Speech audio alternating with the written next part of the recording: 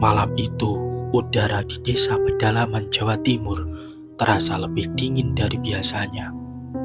Budi, seorang penjual sate keliling yang sudah terbiasa dengan kehidupan malam, mulai merasakan ada yang berbeda. Di bawah sinar bulan yang redup, langit terlihat gelap, seperti diselimuti oleh kabut yang entah datang dari mana.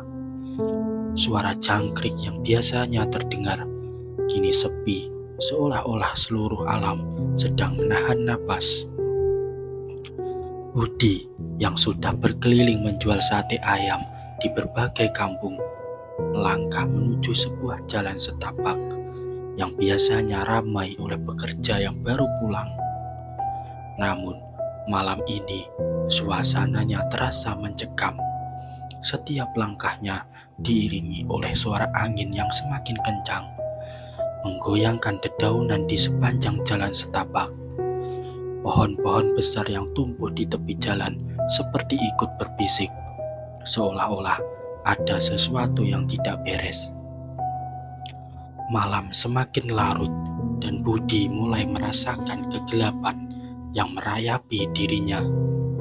Ia berhenti di sebuah tempat yang biasa ia pilih untuk menjual sate. Sebuah tanah lapang yang terbuka dengan pohon-pohon besar di sekelilingnya. Dengan cekatan, ia memasang tenda dan menyalakan arang yang sudah ia bawa. Aroma bumbu sate yang harum mulai tercium. Namun, entah mengapa, rasa cemas yang tidak bisa dijelaskan menguasai dirinya. Saat ia mempersiapkan sate ayam, tiba-tiba ia mendengar suara langkah kaki. Awalnya, Budi mengira itu adalah orang yang datang untuk membeli sate. Namun, langkah itu terdengar begitu aneh, berat, seperti langkah seseorang yang terburu-buru. Budi menoleh, berharap melihat seorang pembeli, tetapi tidak ada siapapun di sekitarnya. Hanya kegelapan yang membalut sekelilingnya. Perasaan cemas semakin mendalam. Ia mencoba untuk tidak menghiraukan suara aneh itu, berusaha fokus pada pekerjaannya. Namun, suara itu semakin dekat, dan kali ini terdengar jelas seperti ada sesuatu yang bergerak di antara pohon-pohon yang ada di dekatnya. Budi menatap sekeliling. Semua pohon tampak gelap gulita. Hanya angin yang membuat dedaunan bergoyang. Lalu, di salah satu cabang pohon yang tinggi, ia melihatnya. Sebuah sosok putih dengan rambut panjang yang terurai. Wajahnya pucat, mata hitam pekat yang menatap tajam, seolah ingin menembus jiwanya. Tubuhnya tergantung di atas pohon, seolah-olah sedang mengawasi Budi. Budi terkejut, tubuhnya seperti membeku di tempat. Sosok itu, yang jelas bukan manusia, mulai bergerak pelan. Tawa kecil yang tidak wajar mulai terdengar dari arah sosok itu. Suara tawa yang dingin dan mengerikan, yang seolah-olah berasal dari kedalaman malam yang paling gelap.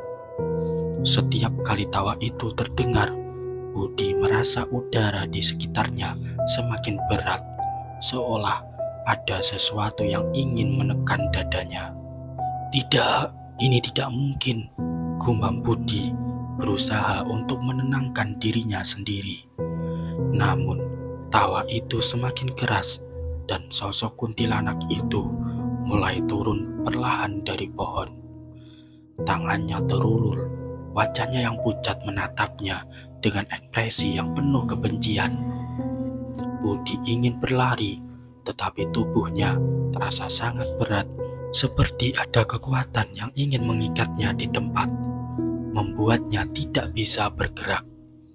Budi, kamu sudah mengganggu tempat ini, suara itu berbisik, meskipun sosok itu belum mengucapkannya dengan mulutnya. Tiba-tiba, Budi merasa seolah suara itu langsung memasuki pikirannya, menggetarkan setiap pori-pori tubuhnya. Budi berusaha sekuat tenaga untuk bergerak, namun ia tidak bisa. Suara tawa kuntilanak itu semakin dekat. Ia bisa merasakan hawa dingin yang menyelimuti tubuhnya, dan perlahan-lahan ia merasa seperti kehilangan kontrol atas tubuhnya. Aku tidak mengganggu siapapun.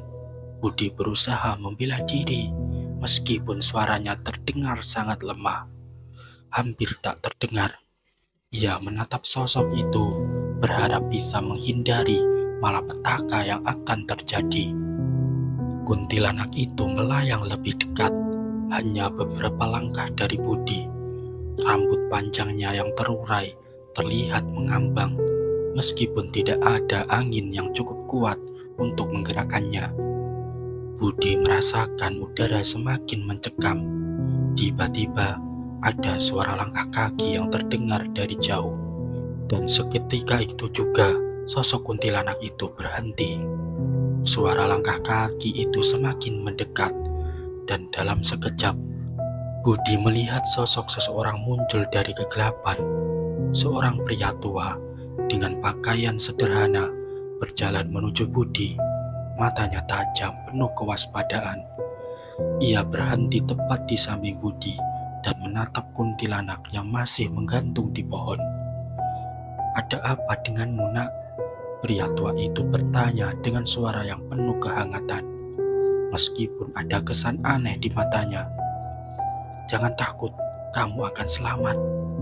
Pria itu mulai berbicara dengan lantang, seperti memanggil sesuatu. Tiba-tiba, angin yang kencang berhembus, menggoyangkan pohon-pohon dengan sangat keras. Lampu tenda yang hampir padam kembali menyala terang benderang.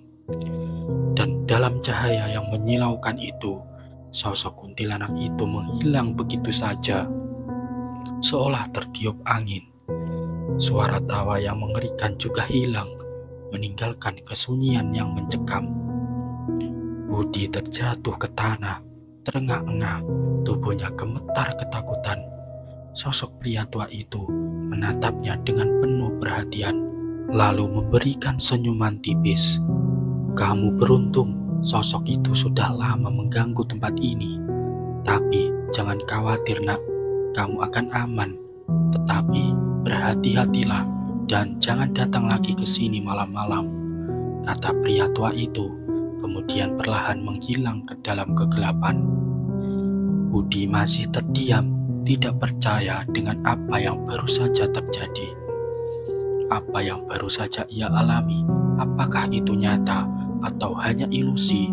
Namun, satu hal yang pasti, ia tidak akan pernah lagi berjualan di tempat itu. Sejak malam itu, Budi memilih untuk berjualan di pasar-pasar yang lebih ramai, jauh dari tempat yang penuh dengan misteri itu. Namun, setiap kali angin malam mulai berhembus, Budi tak bisa menahan rasa takut yang menghantui dirinya. Di dalam kegelapan malam, ia selalu teringat pada sosok kuntilanak yang tergantung di atas pohon dan tawa mengerikan yang akan terus menghantui sepanjang hidupnya.